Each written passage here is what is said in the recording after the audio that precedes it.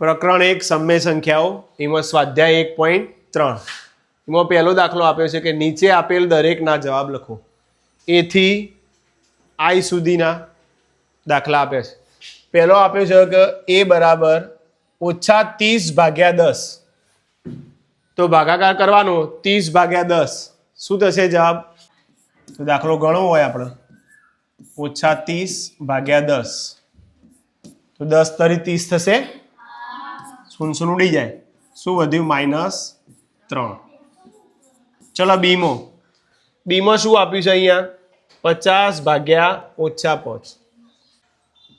તો શું કરીશું? 50/-5. કઈ રીતે? તો અહીંના ભાગ પાડીએ આપણે 10 × 5 = 50 થાય. 5 ઉડી જશે. તો જવાબ વધે એકલો 10. પણ ઋણ નિશાની છે બેમાંથી એકની, એટલે શું આવશે? -10. ચલો ત્રીજો દાખલો જોઈએ આપણે. -36/-9. -36/-9. ઓની જગ્યાએ આપણે 9 ચોક 36 લખી શકીએ ને. ગમે તે એકના ઋણ બતાવી દઈએ. 9 ઉડી ગયા. શું આવ્યું જવાબ? એકલો 4.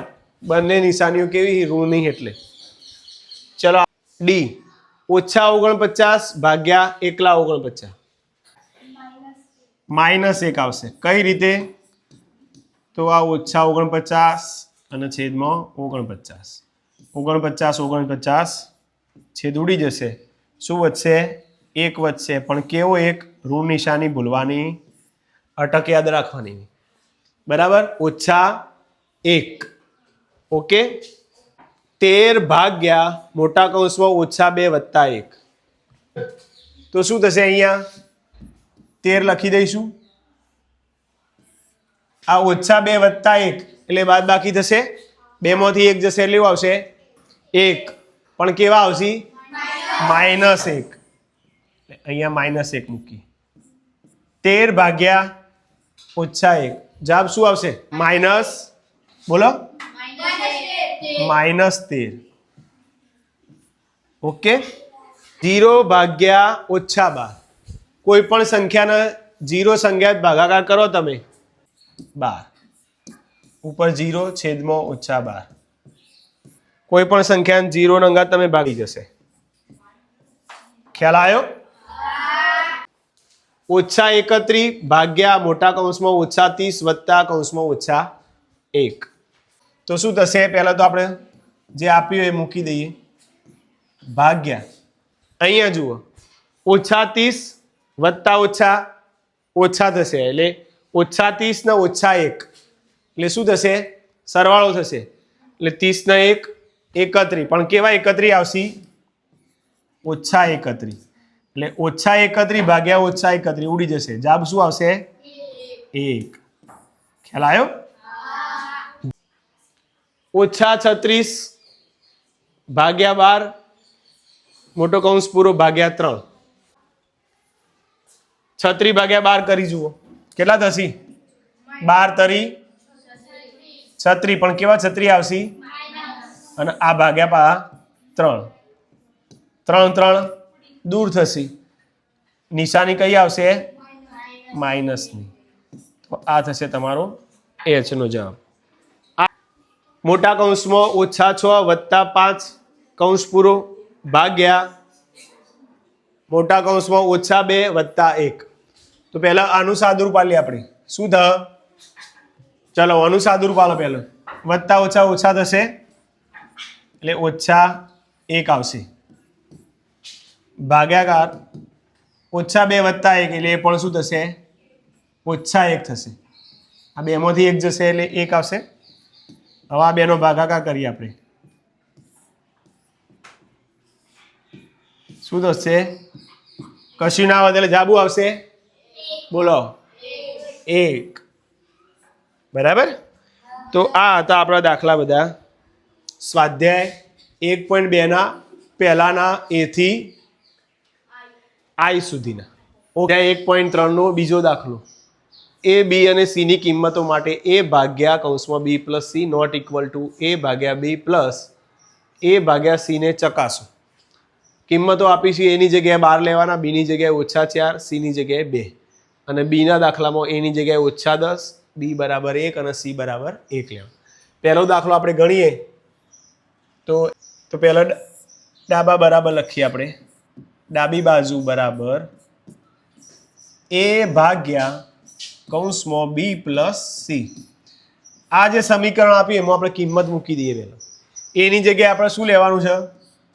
12 ભાગ્યા બીની જગ્યાએ -4 વત્તા સીની જગ્યાએ આપણે શું લઈશું? 2.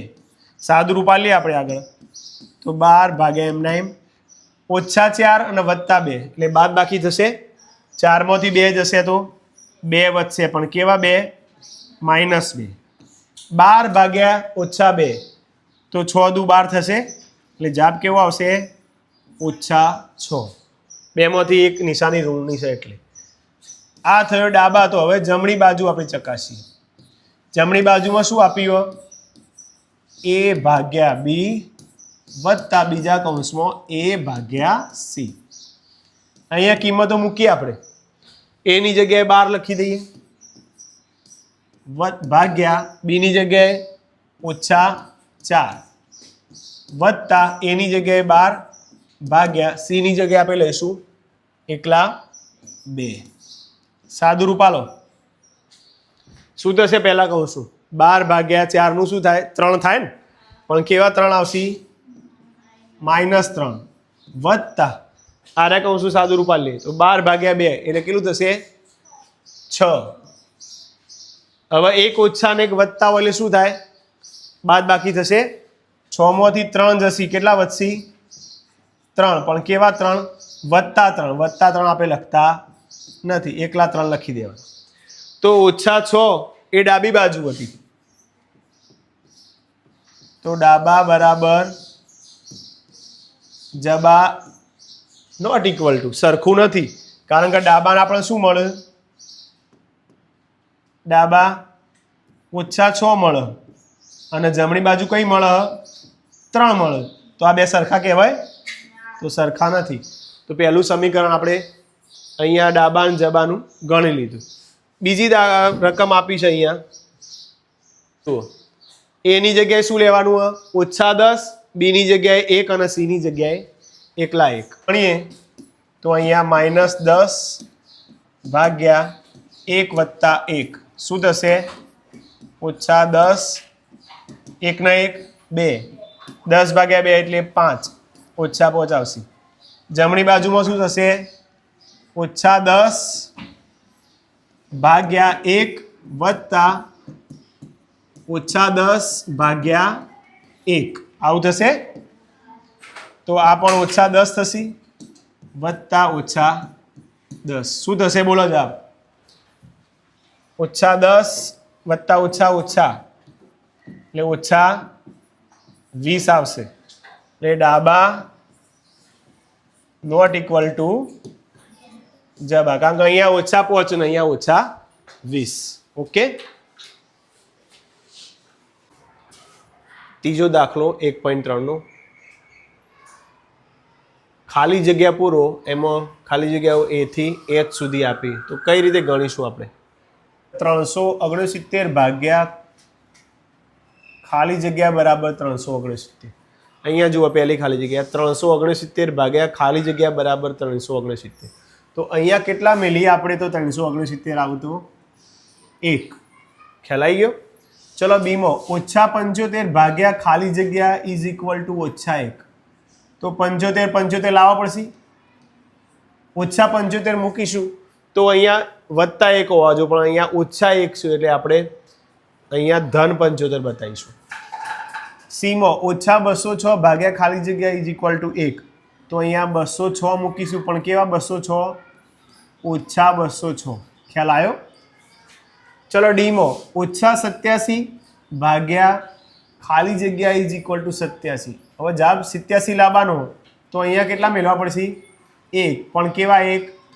-1. ચલો આગળ અહીંયા ખાલી જગ્યા ભાગ્યા 1 બરાબર -87. તો અહીંયા કેટલા મેળવવા પડશે?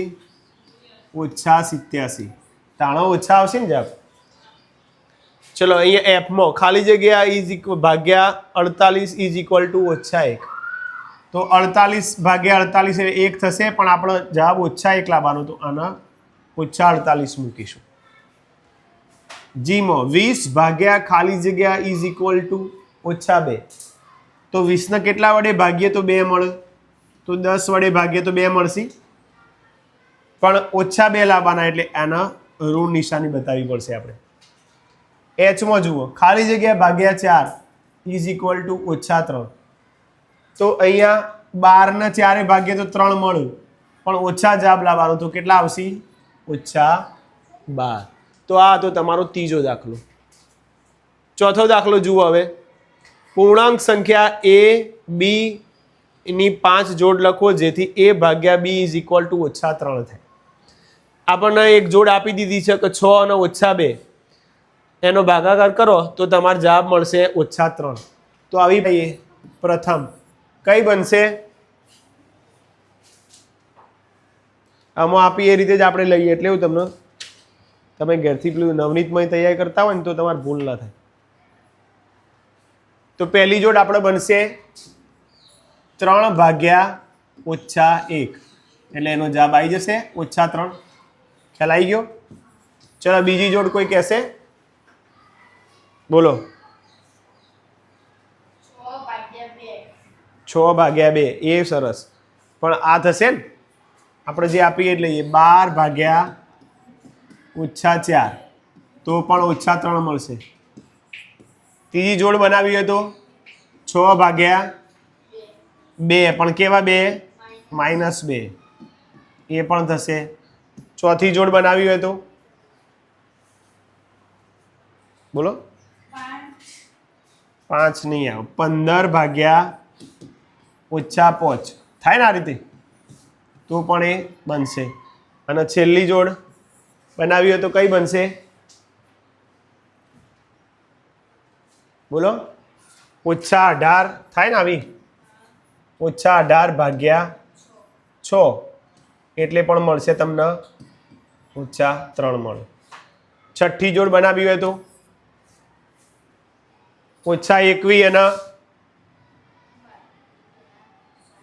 -21 ભાગ્યા 7, એટલે -3 મળી જાય. એ કઈ કઈ જોડ બની અહીંયા લખી દઈએ. 3 અને -1 ની એક જોડ. બીજી કઈ થશે? 12 ને -4 ની. ત્રીજી કઈ થશે? 6 અને -2 ની. ચોથી 15 અને -5 ની. છઠ્ઠી થશે -18 અને 6 ની. અને છેલ્લી થશે -21 અને 7 ની. એવું નહીં કે આ સાહેબે કીધી એ જ લખવાની, ઓના સિવાય તમે બનાવી શકો અલગ, પણ જવાબ આપણો રહેવો જોવો, ભાગાકાર કરો એટલે -3 આવવો જોઈએ. ઓકે, તો આ તો તમારો ચોથો દાખલો.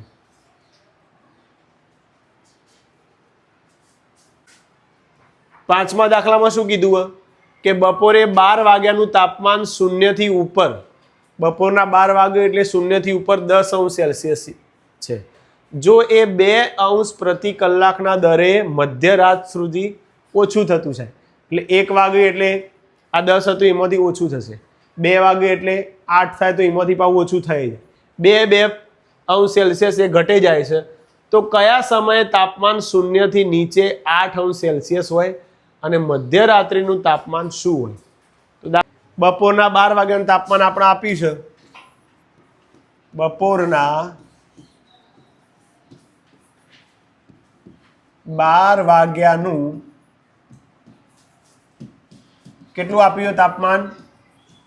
10°C વત્તા 10°C. ઓકે, આપ્યું છે. કેટલું ઘટે તાપમાન? 2°C. 2°C ઘટે છે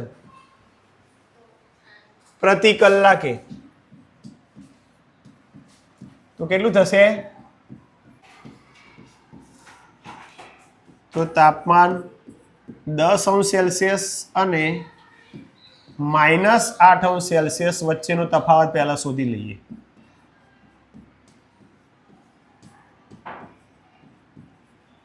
શું થશે? તો 10 ઓછા અને આર્યા -8. બરાબર. આનું સાદું રૂપ આલીએ આપણે તો શું થશે? ઓછા ઓછા એટલે 10 + 8 કેટલા થશે? 18°C. ઓકે. હવે જુઓ રકમમાં શું કીધું કે તાપમાન કેટલું ઘટે છે? આપણે 2°C ઘટે છે. દર કલાકે 2 ઘટી જાય છે. 9 કલાક થતો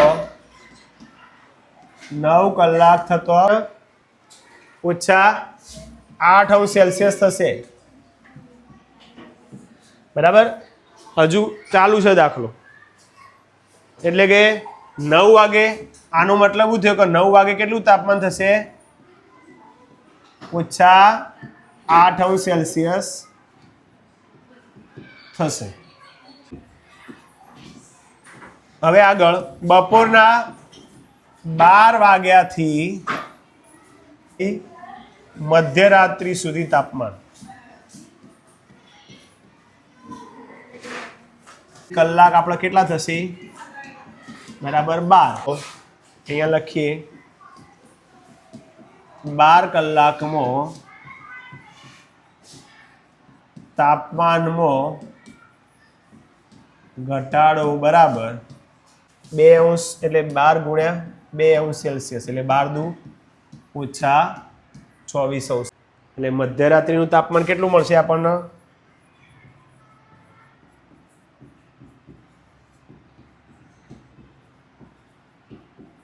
બરાબર 10 + -24°C.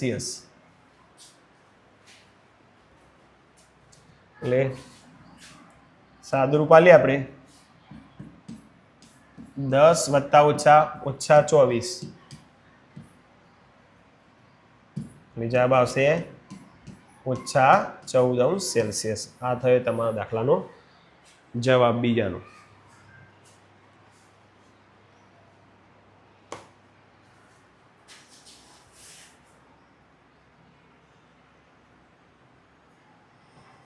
બરાબર. આ રીતે દાખલાનો જવાબ થાય. અહીંયા સ્વાધ્યાય 1.3 નો છઠ્ઠો દાખલો. વર્ગ પરીક્ષામાં +3 દરેક સાચા જવાબ માટે, એટલે સાચો જવાબ આવે તો +3 ગુણ મળે અને -2 એટલે ખોટા જવાબના 2 માર્ક્સ કપાઈ જાય એ માટે આપવામાં આવે છે.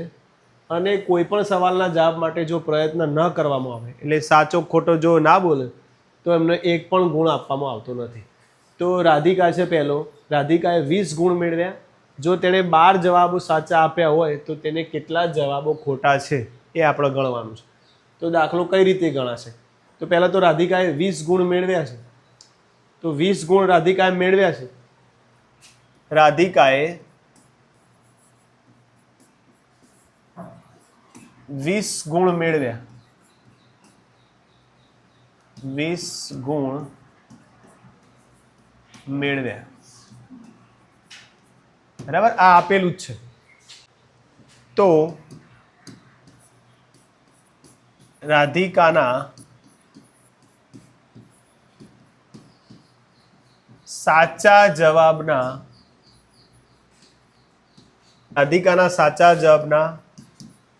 કુલ ગુણ ગણવા હોય આપણે. સાચા જવાબ એને આપ્યા 12. 12 આપ્યા એટલે એક પ્રશ્નનો 3 માર્ક્સ એના જવાબ મળ્યા. તો 12 × 36 ગુણ એના. રાધિકાના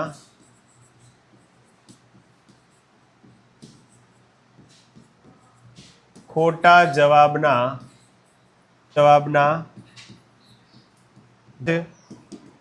તો કુલ સાચા ગુણ ઓછા સાચા જવાબના આ ગુણ. આ બેની બાદ બાકી કરીશું એટલે આપણને ખ્યાલ આવશે. તો કુલ સાચા ગુણ એના 20 આવ્યા અને સાચા જવાબના ગુણ આપણને મળ્યા 36. એટલે જવાબ તો 16 આવશે. પણ કેવા? -16 ખ્યાલ આવ્યો? તો આટલા રાધિકાના ખોટા જવાબના ગુણ આપણને મળે છે. તો આપણને ખ્યાલ છે. હવે જો ખોટો પડે પ્રશ્ન, ખોટો જવાબ આપો, ખોટા જવાબના માઇનસ, તો આપણને જે -16 મળ્યા, તો આપણે ગણવું હોય કે રાધિકાએ આપેલ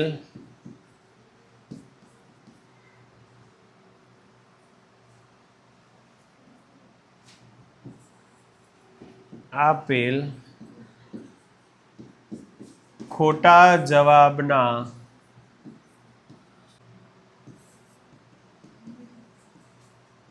બરાબર -16 તો હતા જ. -16 ભાગ્યા આ કેટલા મળ્યા? -2 આપણે ભાગી દઈએ. 16 ભાગ્યા 2 એટલે 8. કેવા 8 આવશે? એકલા +8. આમ છેલ્લે લખાય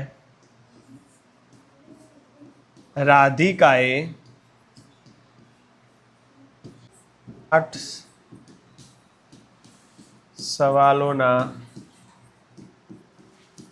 ખોટા જવાબ આપ્યા. આ થયો તમારો મોહિનીના ગુણ. આપણે ગણીએ. નંબર 2, મોહિનીએ મેળવેલા ગુણ. મોહિનીએ મેળવેલ ગુણ એ આપ્યા છે 5. અને મોહિનીએ કેટલા જવાબ સાચા આપ્યા છે? તો 7. મોહિનીએ 7 જવાબ સાચા આપ્યા છે.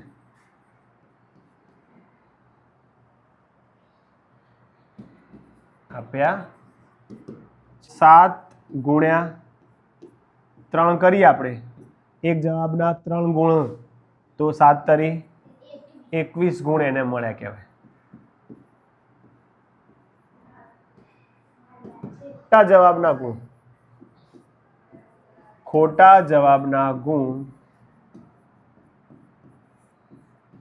બરાબર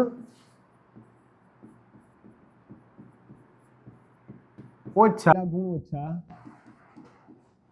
સાચા જવાબના ગુણ. અને બાદ બાકી કરી દે, આપણો ખ્યાલ આવી જાય. 5 અને સાચા જવાબના ગુણ એને કેટલા મળ્યા? 21. તો ઓછા ઓછા વધતા થશે એટલે સરવાળો થાય. 21 × 5 = 26. પણ કેવા 26? -26 થશે. એને 2 ભાગી દઈએ. -2. ખોટા જવાબની સંખ્યા બરાબર 26 ભાગ્યા -2.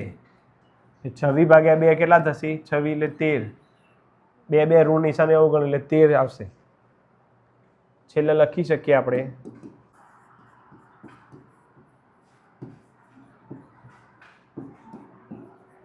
13 જવાબો ખોટા લખ્યા. તો આ તમારો પહેલો અને બીજો દાખલાનો જવાબ થશે. બરાબર. ચલો છેલ્લો દાખલો. એક લિફ્ટ, એના એલિવેટર કહીશું આપણે, 6 મીટર પ્રતિ મિનિટના દરે ખાણમાં ઉતરે. જમીનની ખાણ હોય એમાં. જો તે જમીનથી 10 મીટર ઉપરથી નીચે ઉતરતી હોય, ઉપરથી નીચે જાય કેટલું? 350. પણ કેવા?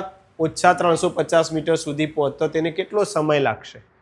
ઓછા 350 મીટર નીચે જશે. તો કઈ રીતે ગણીશું? દાખલો જુઓ. લિફ્ટ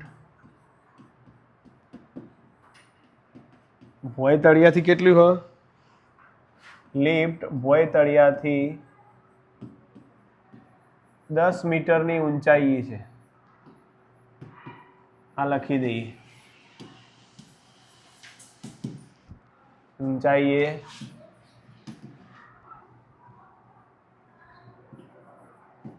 બરાબર. લિફ્ટ ભોય તળિયાથી 10 મીટર ઊંચાઈ છે. આપેલું લિફ્ટને -350 મીટર નીચે જવાનું. આ એ આપેલું છે.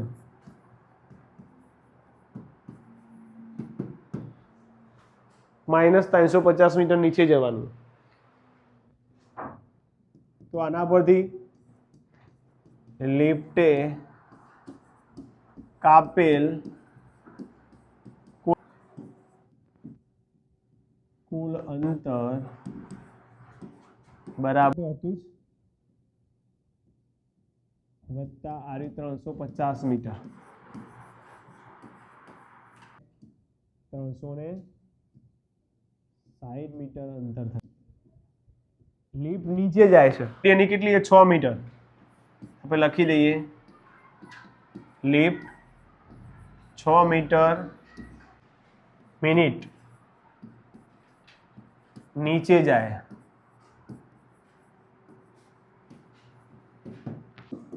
અને લાગતો સમય કેટલો થશે?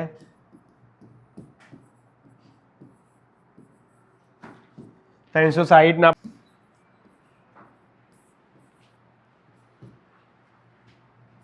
કેટલા થશે? 60 6 360 થાય, 6 6 ઉડી જશે એટલે કેટલો સમય લાગશે? આપણને જવાબ મળી ગયો કે લિફ્ટને ઓછા 350 મીટર, આ નીચે ઓછા કેમ લખ્યા? નીચે જવાનું મીટી